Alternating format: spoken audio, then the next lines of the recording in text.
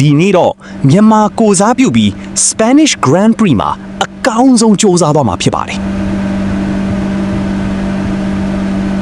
ဒီနေ့နေကောင်းကောင်းထွက်နေတော့ medium tire နဲ့ race ကိုစတင်သွားမယ်ဗျာ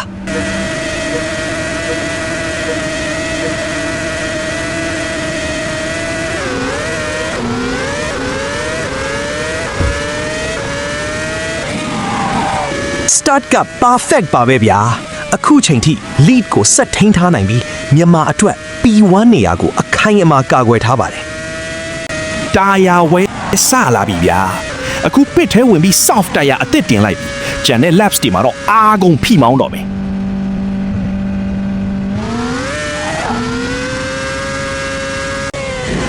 pit stop ဝင်လိုက်တဲ့အချိန်မှာကားနှစ်စီးကြော်တက်သွားပါတယ်အခုတော့ position တွေကိုပြန်လိုက်ယူရတော့မယ်ဗျာ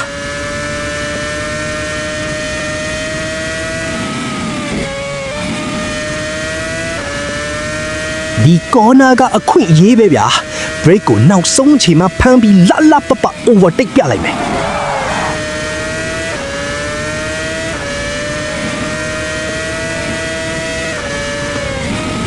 တစ်ချက်ထဲနဲ့ကားနှစ်စီးကိုကြော်တက်နိုင်ခဲ့ပါတယ်ဗျအခုတော့ P1 ကိုပြန်သိမ်းပြီးမြန်မာအတွက် championship စီကိုဦးတည်နေပါပြီ P1 အထိကြီးစုပေးခဲ့တဲ့တယောက်ချင်းစီကိုကျေးဇူးတင်ပါတယ်ဗျာနောက်ဗီဒီယိုတွေကိုမလွတ်စေဖို့ follow လုပ်ထားဖို့မမေ့နဲ့နော်